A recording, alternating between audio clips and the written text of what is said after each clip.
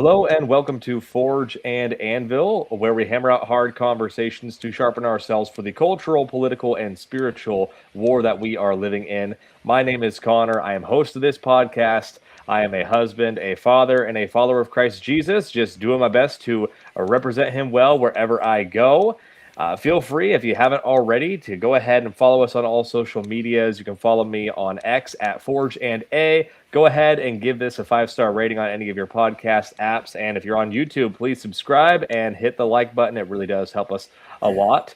So tonight we're actually doing a redo. So I actually have my guest, Vice Mayor of Cookeville, Luke Eldridge. He's joining me for a second time. We actually recorded this entire interview, and then technology decided it had other plans, and no matter what we did, we just could not figure out what went wrong. But things seem to be working tonight, so we're going to go ahead and redo our discussion. So we're actually talking all about a topic that is very much a part of the local Cookeville politics, but it is something that is also facing the nation on a broad scale, which is inappropriate books in local public libraries.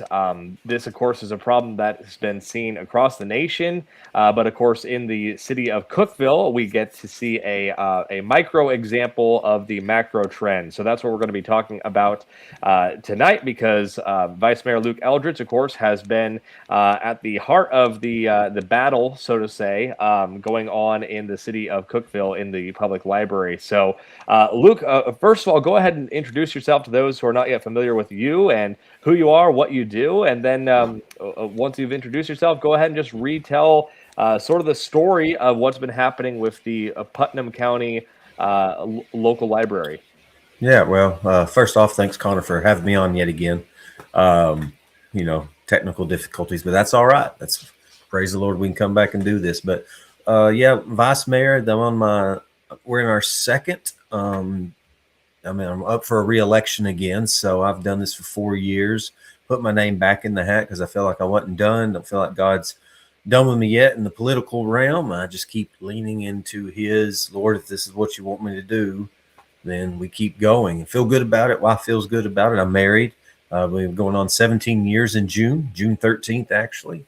And we have 2 kids. I have a boy who he turns 12 in July and a girl that turns 8 here in a couple of weeks. She reminds us every day. Got a couple more weeks, Dad. Got a couple more weeks, Mom. So she's excited about her birthday. She turns 8, but great kids. They love God. We love God. We've been youth pastors at our church we've been married 17 years, so 15-ish years. I think this is celebrating 15 years.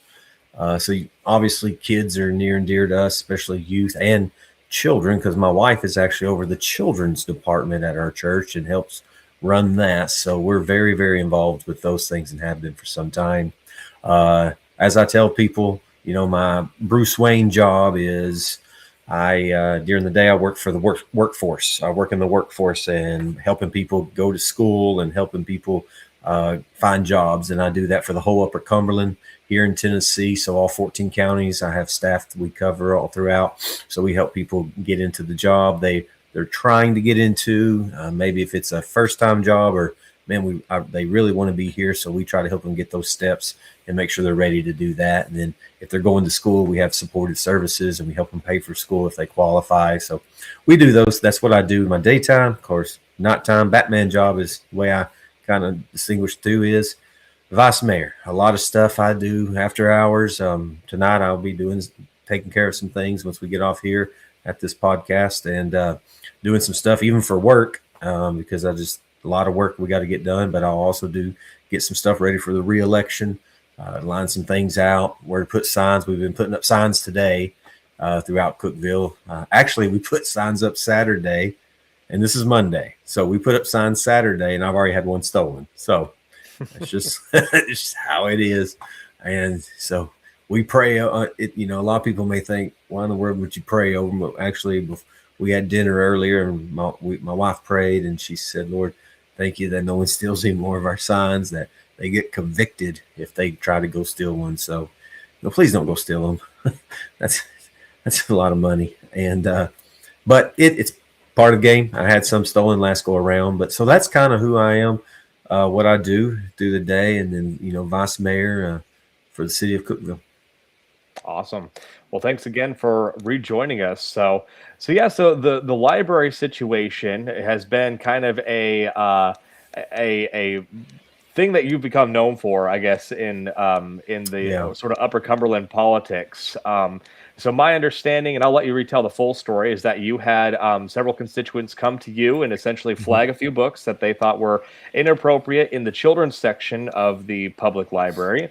And they essentially said, "Hey, you're our elected official. We want you to go do something about that." So Yeah. you took it upon yourself to sort of begin inquiring about these things. But go ahead and just kind of tell us the story from the beginning of what all has gone down. Yeah, so you're right. A couple of individuals brought it to my attention, and as you said, you represent us, and people got to understand that we represent everybody.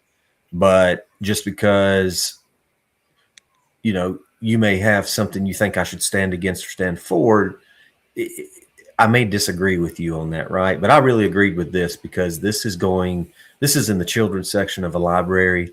Even in the young adult section, there were some very, very explicit things. Some of the books, some of what they said, and the graphic detail it went into. And some of the children's books, it was the ideology, the transgender ideology or gay, LGBTQ agenda. And I just don't think that's a library's job to put that in there. I think that's up to the parent. And a lot of people argue that, especially over the last few months, was the parent's job. True. I agree with that 100%. It is my job to make sure I either discuss those things with my child, or when the timing is right, bring those things up, because children are morphed, and children, I mean, they're blank slates when we get them, right? When they are birthed, they are blank slates, and it's up to us as parents to mold them. And for me, I've got morals and values that are based on my Christianity and just good things anyway. There's the 10 Commandments is just good things to go by. I think a lot of people, don't steal, don't kill, don't do it. That's just good morals to have, regardless of what you're doing. So anyway, but they brought them to us, and I just didn't think they needed to be in the children's section or young adult section, especially for the age demographic, if you will. So we challenged them. I went and actually talked with our librarian and said, "Hey, here's some books. What should I do? How do I do this? I know there's a process." And she walked me right through it. So this is how you do it. She actually had one of the books already to the side because she realized, and this would have been in the children's section, she realized that book didn't need to be in there herself. So it was already pulled. But I still challenged it because it was to the side. And I knew she pulled it, but I just want to make sure I did my due diligence because that was one of the books provided, right? So did all of that, presented 18 books to them, and then it goes before the board. They look through them, and then they determine where they went. So some were taken out of the children's section. Some were totally taken out. Some were moved. Others stayed. And even in the young adult section, they were moved because they realized that's pretty graphic. We probably need to put that more in an adult section. If these had movies, I would assume they would be rated R, just how the details are in them, just how it describes sexual acts and how it portrays it. And it's not just one scene, it's multiple pages. So it's not like a one and done. It's the undercurrent of that book. And so I just felt they just didn't need to be there. And so got a lot of heat on that, got a lot of flack on that. I actually did have a few people who may not see eye to eye on everything, but when I read some of the statements to them, they agreed that those books need to be moved. And I wish those people would actually come out and say, I may not agree on everything, but I could see why he would want these moved. And I told a few, it'd be great to see you come out and actually say that, but I understand how it is. You may not want to come out and do that, and that's fine. But so anyway, we went to a couple of the meetings, and ironically enough, what was crazy is the first meeting we went to, I emailed the library that I was going to be at their meeting.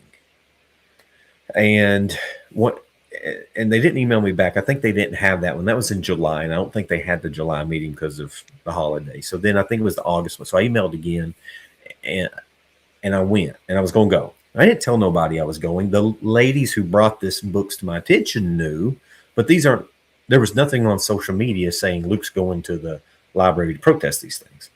Well, that on a Saturday, I got an email from a professor at our local college, basically berating me and how daring me, right? Just saying, can't believe you would do this. So I replied back and said, well, here's why. What do you think about some of these? And I quoted some of the stuff, never heard back from them. And then that Monday morning, I get a text message from the Herald Citizen editor. And she asked, hey, I want to talk to you about these books that you're going to be going and protesting or going and talking about Tuesday night. Not protesting, but talking about. And I said, well, how'd you know about it? She said, I heard about it in the other meeting or something she was at. And I found that odd because I didn't tell nobody. I wasn't going around. I just didn't. You can look at my socials. You can go back through all my social media. You'll never see a word about this on my social medias because I was trying to deal with it in my community and not really putting it out there for the whole world to see because I wanted to work and see how our library and our board would work to see where they stood before do we need to go to that next step and then do we, what do we need to do? I'm all about let's try to work together, see what we can do. If I need to bring in other people, sure, we're going to do that. So I sat down with the librarian and asked her, I said, I don't know how they found out. And when I mean they, I mean people opposed to it. Because it was when I went to that meeting that Tuesday night, there was standing room only. The very first meeting, it was standing room only, probably 60-40, 60 against me, 40 for me, maybe. It may have been 50-50, but it seemed really heavy on the other side. And I was late for that meeting. And so I didn't demand myself to go in. I was late. I was having to do some stuff at work and I didn't get there in time. So I was just going to stand out in the hallway with everybody else, be like a citizen, not demand because I'm vice mayor to come in. I don't tote that card around hardly at all. Ironically enough, I'm a psychologist by nature. That's my degree. And I have found when certain medias talk about me and it's good things, they call me council member. Now, when I stand against something, it's vice mayor. It's interesting. Anyway, I digress. I just noticed those oddities, and I'm like, it's weird that when I've stood against something, it's vice mayor calls out, vice mayor challenges, vice mayor this. Now, every now and then they do throw vice mayor in there, but typically I'm a council member, and I'm okay with that. So I don't throw vice mayor out there saying, I'm vice mayor, I did this, I demand to be in that room. Actually, Catherine, the librarian, came to me and she said, you need to be in here. Someone's going to give up a seat. I said, no, ma'am. I said, I'll stay out here. I was late. I was going to honor that. I was honoring her. I was honoring the policy that it's only so much in there. I was late. I wasn't demanding my way or what I wasn't demanding to be in there. She said, no, you brought this to the attention. I feel you should be in there, something to that effect. Someone did step out and I took their place. So I made it very clear. I did not want any special treatment. I was happy to be in there. I was honored that that person gave their seat up, but I wasn't demanding it. So I didn't want it to be a grandstand thing. I was there as at that time a citizen. Yes, I'm vice mayor, but I was there as a citizen, as a father, as a believer, as somebody who just didn't think that should be in there. So anyway, we go and they go back and forth. You can read the Herald Citizen. The Herald Citizen had like a massive all these pages of all the conversation back and forth. And they did, I will say the Herald Citizen did a decent job at least balancing both sides in the allowing it to be said other than one section. Because when the Herald Citizen asked me about it in the text, I said, yeah, I'll talk to you about it, but I want you to email me. I want you to send me the message, send me the question so I can write them out. So that way I just have a copy of it. That way anything I said, I can always say, no, here's the full story because here's what I emailed them. I did that with Associated Press when they asked me something about homelessness years ago, so I have the email and I can show that this is what I wrote them, but this is what they said. I'm not saying the Herald Citizen would do that, but it's news, right? So anyway, I emailed them my answers and I said, now, if you guys don't write what I say, what's in these books, is that meaning you're basically not okay with it as well? Because you should, if this is okay to be seen everywhere, then the newspaper should take my quote and put it in there.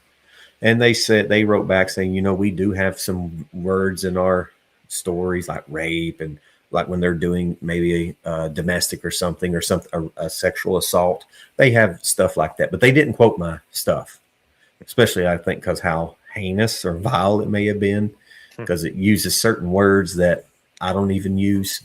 And to clarify, you're saying they didn't quote your the quote of the book. Yeah, right. They didn't quote the quoting of the book. Yeah. So, so then fast forward to where I'm saying they did a good job at covering the story on both sides. They did. I'm not going to say they didn't.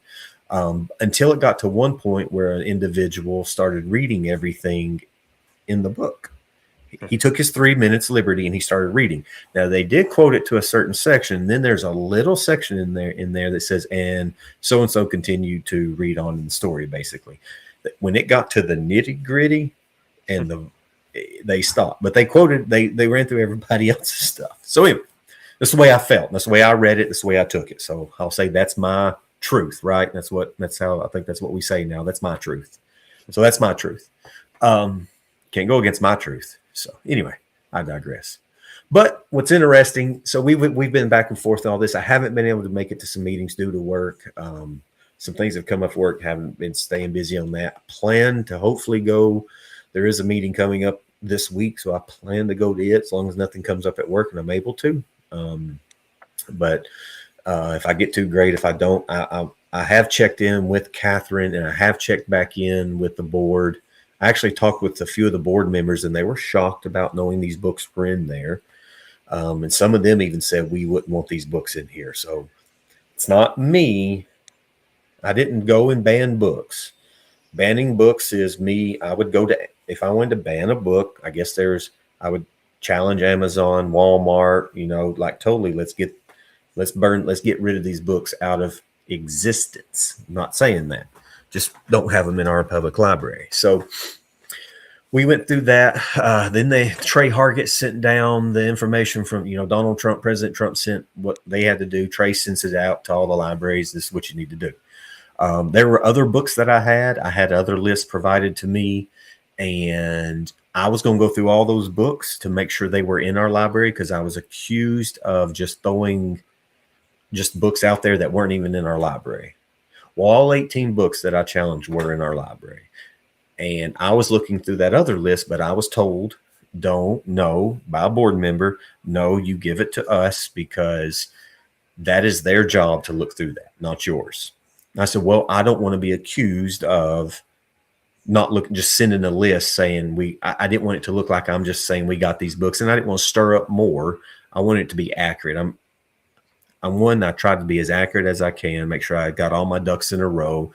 I answer, I'm slow to answer a matter, make sure I get everything that I know that I can possibly get, then to work out my plan or work out my, if you say the word plan, they're like, aha, got him. He had a plan in all time. No, to work out what I'm trying to accomplish. I don't just throw fire to the wind and see what happens, right? I want to be due diligent to make sure everything's proper and I'm accurate in what I do. So I sent it to them and then they went through it. And actually if you look at the Herald Citizen, there's a book I'm holding in one of them. And in that's a book I didn't challenge, but I brought it to a board meeting and I said, this book, and there's photos in it. I got made fun of for bringing that one. I actually got made fun of for not having a library card, and which is fine. Honest mistake on my side. We have a library card. My family does. So I assumed we had a library card, and no, it's individual. So I got one. And as I walked into the meeting, somebody said out loud, I'm glad to see you finally got a library card or something like that. Or no, hey, everybody, Luke got a library card. And the side that was against me clapped and cheered, or like, ooh, they were kind of like that. And I was like, okay, well, you got some spunk in you. So I appreciate that. And I said, well, it may be, you may not want me to have a library card. So anyway, there was another book in there that talks about assassinating teacher, and there was somebody that stood up on that side, argued the fact that I was trying to ban these books, and he said, well, if there was a book in there about assassinating somebody, shooting us, would you want that out there? I said, absolutely. And I find the book, and lo and behold, I want that one removed too, or moved to another section, because the ideology of shooting some teacher, we've had enough school shootings. Why would we say, well, we want to make sure there's stuff for everybody? Why would we not want to put that out there? So anyway, why would we not want to move it? So a lot of back and forth. I have noticed, and I've done some research on some of the other books that were on that list. Some of them have been moved. Ironically, the book I was just talking about, there's a photo of me holding it up by the Herald Citizen. That book's not in the library. There was another book I reference. That book's not in the library, and these were both in the children's section. They're no longer in the library. Mm-hmm. And those were not books I challenged. Those were books that the board chose to remove. So ironic. It's interesting because the library can pick and choose what books go in. Then they can pick and choose what books go out. And they can base that off of how many times they've been checked out. If it's been, in 10 years, they've been checked out twice, they're not going to keep that book. So some of those books met that criteria, and that's a criteria they do for all books. But these books they deemed for them to, probably shouldn't be in that section or that sector. But you can Google them, or you can look them up in the library log online. Those books don't even appear. So they were taken out. They're not moved. They were totally taken out. What else happened? So since then, we've had some policy change. There was a group of us that worked really hard on some other things. So it wasn't just all me. There were some others that there's a gentleman who was really focused on the policies, and he talked and he did his due diligence. And so they've taken the ALA out of the policy, and they've actually added a more restrictive library card for children, so they can't just go get a book from anywhere, and the parents get to choose. So we go back to that whole choice of parents choose.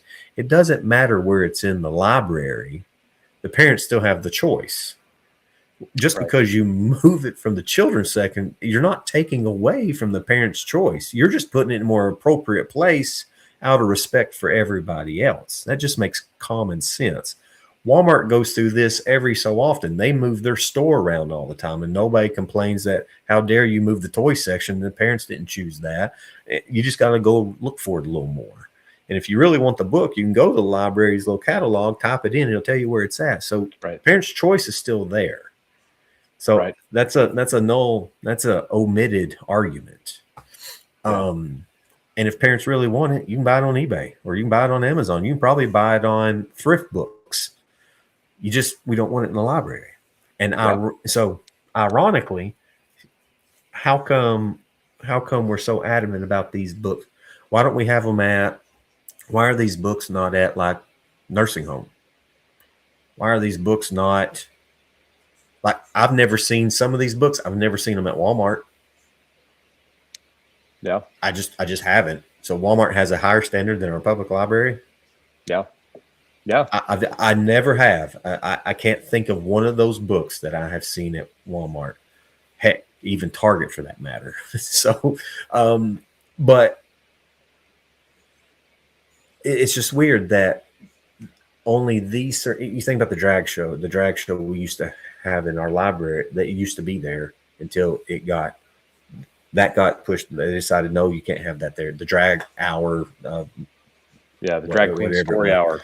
Yeah, that drag queen story hour. Why don't we have a drag queen story hour at nursing homes? Why don't we have them at retirement centers? Because you're not at it. They don't want it in front of the elderly. They want it in front of the young. Why? Because psychologists here. Now, I have a little bit of leg to stand on because there's research, and I know how the mind works. So when you're very young, up to my daughter, she's 8, so she's still into dress up mode, pretend mode, all the way from young.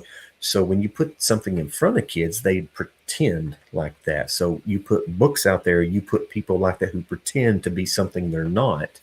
That puts an impression in the mind, and that can change the mind. Well, that's not their job. That's not the library's job. The library's job, I'm sure, yes, it's for exploration and doing all that, like they talk about, looking for books, but not to be so indoctrinated on XYZ and focus on XYZ. So, but as they get older, it gets sexual, right? You get 12, 13, 14, you hit puberty. And the books that I was dealing, the more explicit books were in the 12, 13, 14, 15-year-old age, up to 17, very sexually explicit in the stuff that they said, talking about, I don't even want to say any of the words, but just very explicit. I've never seen 50 Shades of Grey, but I'm sure there'll be somebody listen to this because they hear either I'm on it and they want to hear what I have to say, or there may be somebody who's watched 50 Shades of Grey, or I don't know, man. I don't watch those type of movies. So,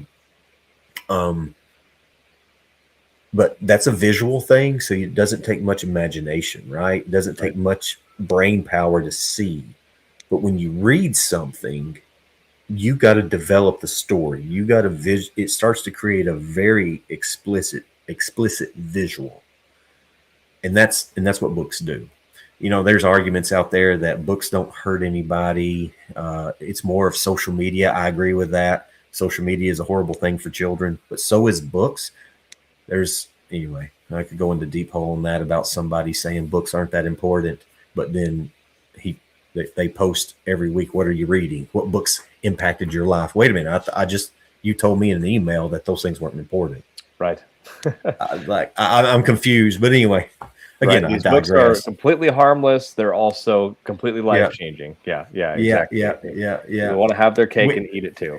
Especially when you talk about these books have impacted my life, and I'm like, I have books that impact my life. I don't disagree with you. I mean, you look back here, these are all books that I have read, and I got books on all sides. I got books about woke. I've got books because I want to know. I try to get a well-rounded thing. Now, you won't find any drag books in here. You won't find anything like that, but you'll find Christian books. You'll find Leaders Eat Last, right? And you find those guys. It all starts with why. You find those things. Then you find stuff about, I got Abraham Lincoln. Like, these are what I read just to get a grasp. There's a lot of political books in here just to understand what's going on. Okay. So that's kind of where it's been. That's where it's been at. I will say, and I have to say, our library was good to work with. Mm-hmm. The board was good to work with. They answered our questions. They listened to us and took us seriously. They didn't do like the one and say, I'm not doing that, and then get fired. Yeah, that was Rutherford County. And that's important context. You know, Rutherford County had a similar situation. The librarian decided to not comply with the board when the board decided to try to have some sort of say in the content of the library, and she was fired. The board removed her, and that is not the case here in Putnam County. So, no. And it's so is it Catherine? Is that what I understand? Catherine, the librarian there, and she's been decent to work with, is what you're saying. She's been decent. Yeah, she's been decent to work with. I mean, she's answered questions. You know, she's not at an elected position. She is actually a county employee, right? Which means she has a boss, and she has to, if we bring something to her, she can't say no. She's a county employee. She has to do, I mean, she's employed by the county, so they have to do their due diligence, and she's got a board to answer to. And I think they did well. They did very well. The board, again, most of the board members were very, very great to work with. The ones I talked to, I didn't get to talk to all of them. But the ones I talked with were shocked that they were in there. A couple of them they wanted them gone, and others were, let's look through them and see where they're at. Because there's a rating. They also added to their, I think to their website, they did add to where you can kind of go in there and kind of rate the book, kind of look through that as well. So they've done some really good things. Is it everything we wanted? Probably, you know, there are certain books I totally agree should never be in a library. And I put that opinion on some of the papers because that's my truth. That's my opinion. I didn't say Luke Eldridge, vice mayor, demand this. I said Luke Eldridge. I said why to move. And it's me as a constituent, because even though I'm an elected official, I'm still a constituent. I'm still a father. I still have moral values that I believe in. You know, they want me to put my Christian values in the closet, but they're okay to come out of the closet. Of course. Well, I'm going to come out of the closet. I'm a Christian, and I'm going to stand on my moral values. Careful, they're going to clip that. That's they're going to clip that, Luke. You've come out of the closet now. So. Come out of the closet as a Christian. I know they can clip it however they want, right? But I heard a guy say that the other day. He said it's time for the Christians to come out of the closet, start standing and being Christians. And I was like, I like that. But I'm a Christian through and through, and my values and what I believe in and what the way I believe God intended our society to work under government was all ordained by Him anyway. And people don't believe that, but that's okay. But if they can speak their truth, and then they want me to, I thought that we were supposed to coexist, and we were all supposed to be, those were all the words they use, coexist. We're supposed to be community. We're supposed to try all these things. But then when we say, hey, this is how we see it, we get hissed at, we get cussed at, we get thrown. Like, no, that's not how it's going to be. We can, these are my values, is what I believe in. So I just believe these books shouldn't be in there. That's what my values stand for. Yeah, absolutely. I mean, at the end of the day, the secular public square is a myth. There's just two options. It's either Christ or chaos, and that's ultimately what I know you and I both believe. I want to talk a bit about some of the pieces of your story. Of course, one of the things that strikes me is the initial board meeting that you went to, and how somehow people who are going to be on the opposite side of the argument from you all somehow knew, to the point that there was standing room only opportunity there at the board meeting. And so my understanding from how you described it last time we recorded this episode, and then I think you may have said something similar as well this time around, but you only told just the library, the board, and maybe a couple of personal people who are already on your side of the argument. So to me, I immediately am thinking, okay, is the librarian leaking something? Is the board leaking something? And this is where, as a concerned citizen of Putnam County, not that I'm in Putnam County, I'm just in the greater Upper Cumberland, but I represent many who are, of course. And if I'm a citizen of Putnam County, I'm going to say, okay, that sounds to me like you got some left wing individuals on the board representing this overwhelmingly conservative county. What's going on there? Yeah. And again, I don't know. I'm not one to do an ethics complaint or I've had that done on me, an ethics complaint, because I said, I think this person should be on city council, who wants to join the team at one of their events. And this person wasn't even at the event, and they watched it on the stream, and then they do an ethics complaint against me. So I'm not going to go do an ethics complaint. I'm a little bit more of a bigger adult than that. If they did it, I'm fine with that. Okay, they did it. They said, hey, we got this going on. That's fine. Look what it did, right? It unfortunately, I don't want to say it backfired, but it got the conversation out there. One thing I did say at the first meeting, because they said I wanted to fire Catherine, never have said that. They said that I was banning books, never banned books. But one thing I did say was that, look, this whatever the board decides to do, whatever they decide in any of these books, at least the community now knows these books are there. So now parents' choice can be, do I go to the library? Do I not? Do I find another way to get the books? Do I not? Am I more mindful of where my children are in the library or not? Or do now, as a person, do I do my own research and see what books are in there? And so it bringing awareness to it, everybody talks about wanting transparency, right? That's one of those big words right now.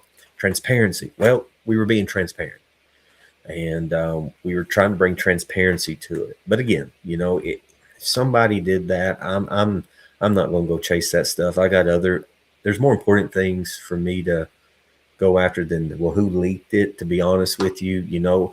I focused on, I knew something happened. I made it known that I knew something happened, and I think that's pretty good. Now let's just focus on the task at hand, and let's get something accomplished.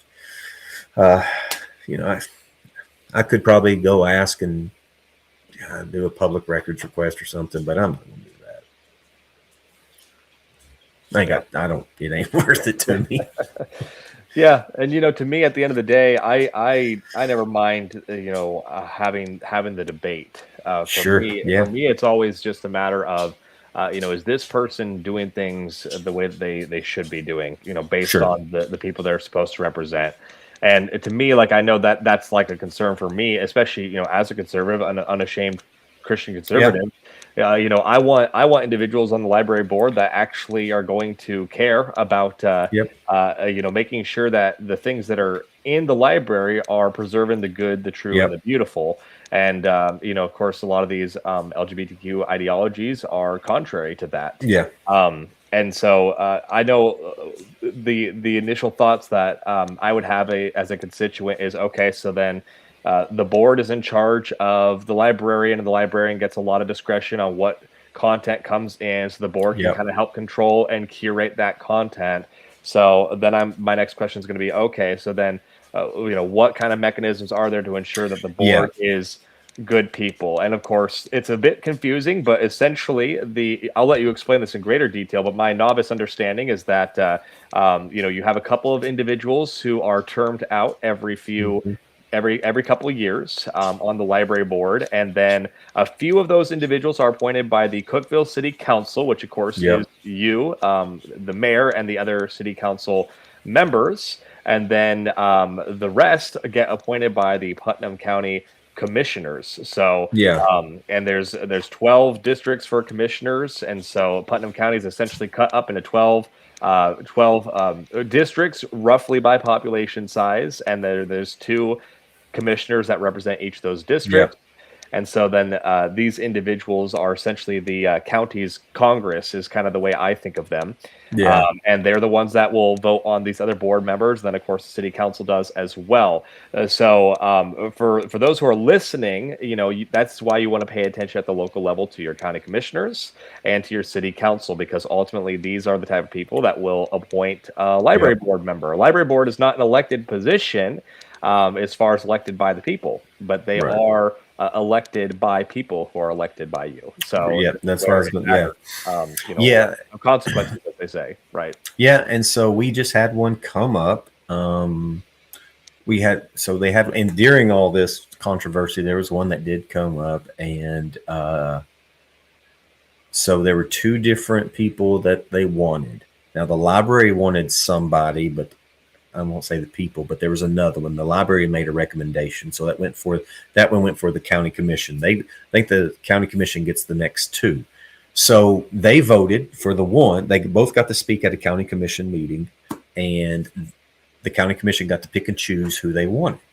They said that's the most calls county commissioners has ever obtained, was about the seat on the library. A few of the county commissioners said, I've had more calls about this than I have anything else on my tenure as a county commissioner. And so who called? I think they said, one of them said they heard more for the ones that wanted the one the library wanted. So that's showing you who's calling their constituent, or who's calling their commissioners, and who's not, right? I take a plug there to say us as conservatives need to be a little bit more knowing what's going on.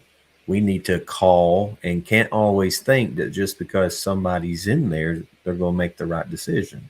Yeah. Because squeaky wheel gets the grease is what they always tell you, right? Yep. And so anyway, that's why you got to be very, very, you got to know what's going on, and you can't just think. That's why this election is so important. Like, this is not a presidential election, so we won't have as many people. We just had our primary, and we had 22%, 20% show up, something like that, out of the whole county, 20%. Now, this next one's a general election. It could be a little more popular, but not as popular as if we had a president on there. But people got to show up and vote, because if you don't show up and vote, your vote doesn't get counted. And somebody could get on the city council or the county commissioner. Anything could change, and it's because people didn't show up and vote. It's not because we didn't do the job. It's because people don't show up and vote because they think we're okay. Mm-hmm. You sleep too long, you miss the bus. Yeah. You miss the ride. You miss the airplane. You miss it. So you got to show up and vote. But back to this, they showed up and they said they wanted somebody with library experience. Like this person had experience. I'm all for experience, but on something like this, I kind of parallel it to planning commission. All right. So would we want, I don't think anybody anywhere you live would want all builders on your planning commission. Right? I don't think you would want that, because you would think they would have some insight. They would have they're just out for themselves, or they just want to do it one way and be in builders. I think you need a good round group of different ideologies, ideas, thoughts, people from the community. If you just build it one way, you're going to keep it one way. And I think that's what's happened over the time with the library. It's all been librarians or people who's been in the library system. It's just been people about books and library, something to that effect. Maybe one or two haven't been, but they've had a knowledge of the library. So they were bringing somebody in that maybe had a different point of view. This other lady did, but the county commission voted to go along with the library board's request and put her in as a whole. Not everybody voted for it, but that's what won the vote. Now, we were told that the lady that was put forth that others wanted, that she would be the next one to go on the library board. So there's some positive there, if you will, because here in a couple of months, or here in actually July, I think, we will have somebody going on that maybe thinks a little differently and can help balance, maybe get a little more balance in there.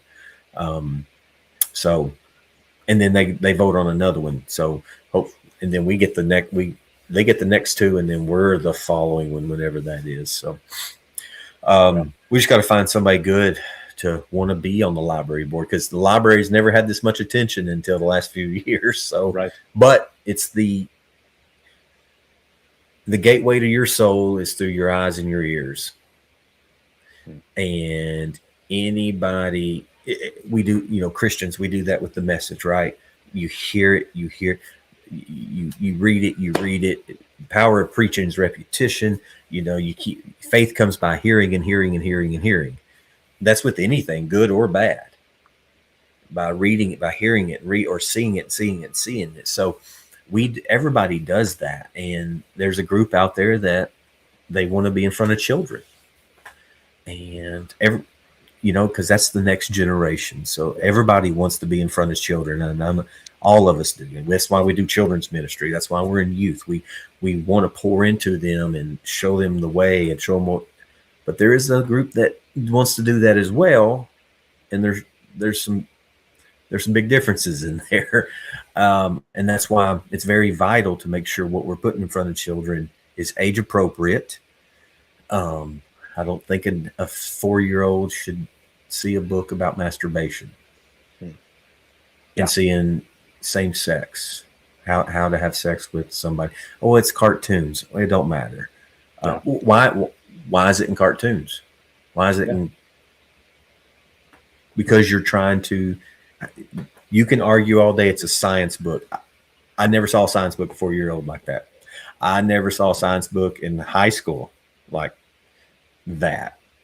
Like that's not how we did it. I don't recall all of that. Even in third grade, fourth grade, fifth grade, it wasn't until high school. But it wasn't even that. It was biological. It was all about biology and how the process and how sex reproduction worked. Not, hey, this is how, if you want to get off, this is how you do it. Yeah. Sorry for saying that, but that's exactly kind of some of the books, what they said. So anyway, but I think we're seeing a good foot forward. The thing is, we just don't fall asleep. We just keep our eye on it. And, it's what you got to do in this day and world, unfortunately, because the Bible tells us that good becomes evil, evil becomes good, and everything's turning upside down. But that's what's happening, if you will, in the last days. Like it doesn't get better till we get to heaven. So it just gets worse and worse and worse. And people are pulled away from the truth. And you get people that the Bible talks about people who turn away, right? The great turning away. Well, that's not people who don't believe in Christ. That's people who believe in Christ. Those are the ones that are turning away. And we're starting to see our world get to a place to where everything's acceptable. The Bible does say it'll be like the days of Noah. If you read about them, man, every thought was evil. Yeah. And they were having a lot of sexual stuff, a lot of perversion, a lot of things were going on. And history repeats itself. So, and that's where I think that's where we're getting to. But that's why we got to be, candles. We got to be lights to the world. There's two different ways to be light. Light, for one aspect, is a beacon of hope, right? It keeps you out of danger. You think about lights on a lighthouse. It lets them know there's danger here. The other one is you got to shine light in the darkness. When you turn a light on, the roaches scatter, right?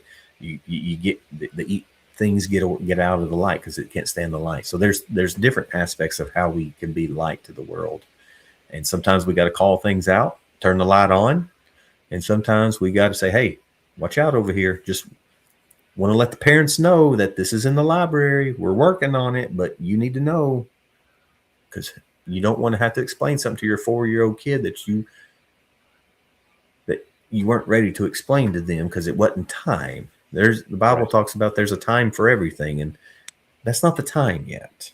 Yeah. So I know I've chattered and you've probably got some stuff, but no, that's great. I think that's a good note to end it on. Just a reminder for parents to get active, get involved in your community, understand the threats that your children are facing, as well as understand, where there's good people laboring to good ends that you can get involved with and support. And that's ultimately what, the goal of this episode is to bring attention to this thing that, again, it is, this is local to Putnam County, but this is something that we're seeing all across the board. In fact, I saw a story just coming into this recording over in Iowa of something very similar happening. It's all across the nation. It's every neighborhood. Every neighborhood is a battleground for ideologies, to clash. And so that's why we need to be vigilant. But I appreciate you coming on again, Vice Mayor Luke Eldridge. So where can people go to keep up with you and everything that you have going on? So you can follow me on Luke Eldridge, City of Cookeville, my Vice Mayor Facebook page. It's Instagram, same thing, or luke4citycouncil.com. I think I don't even remember what it is. I have to look it up. Unfortunately, that's sad to say, but it's part of how it is. Yeah, luke4citycouncil.com. That's it's been updated, been uploaded. You can see some stuff. There's some people who kind of have said some quotes and put some stuff out there to back me on what I've done and what I stand for. I don't know when this airs, but if you hear it and you don't like what I've said, come visit me. I'll have my campaign kickoff June 6th at Dogwood Park, the Dogwood Pavilion here in Cookeville in our park. So 10 to 2, and it's bounce houses, it's food, it's face paint. It's a big family event. So if you like what I stand, love to have you come out. But hey, if you don't, come talk to me. That's okay.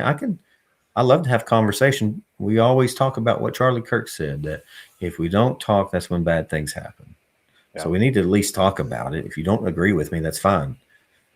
But let's just talk about it, and I'll tell you where I'm coming from. But I do have somebody that I've asked to talk to. They don't want to talk to me about this, but they'll talk to me about anything else, even though they told me where they stood, but they won't let me talk to them much about it. But that's okay.